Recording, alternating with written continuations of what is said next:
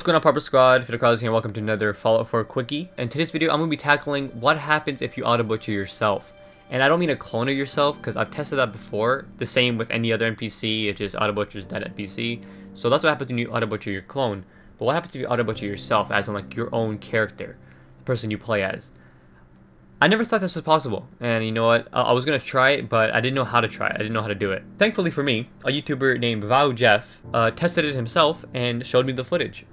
So as you can see right here, RUAG-Jeff created some sort of contraption where when his character dies, the character will go down the conveyor belt and actually go into the auto-butcher by itself, so he doesn't have to worry about anything else. And as you can see, RUAG-Jeff ends up taking some sort of poison from his inventory.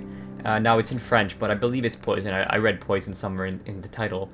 So he takes the poison and insta-dies. So now that he's dead, his character goes down the conveyor belt because he created it that way so that it's on an angle. And when he goes into the auto-butcher, obviously you know what happens when your character goes to the auto-butcher and starts butchering it, right? So the auto-butcher starts, going at it, starts butchering the character. And it takes a little bit before some inventory actually comes out of the character. So at first I'm watching the video and I'm like, oh, maybe I guess nothing happens, because this video was 17 minutes long, so I'm like, oh, I guess maybe, the auto-butcher doesn't work. But eventually, after, you give it some time, you will see that some blood packs came out, and it's going to happen just a moment here. After the camera stopped glitching, some blood packs come out, and I fast forward the footage for you guys, so that's not so long, but as you can see, some blood packs are coming out. So now it's like, oh shit, it's actually working.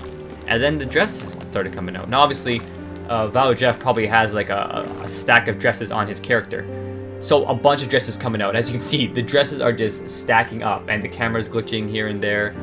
The dresses are just stacking up like that. They look like raw meat actually. And then you start seeing, by the looks of it, some combat, like some army clothing.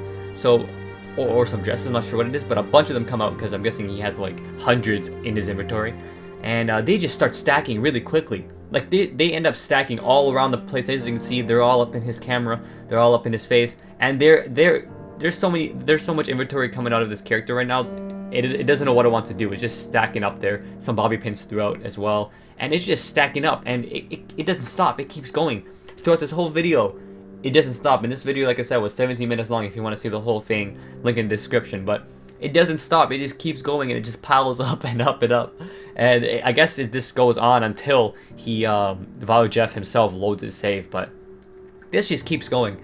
And I really recommend you guys watch it in the description. It's pretty funny. It's 17 minutes long, like I said, but this is the gist of it. So thank you, RUAG-Jeff, for putting this to the test. It was a funny watch, I must say.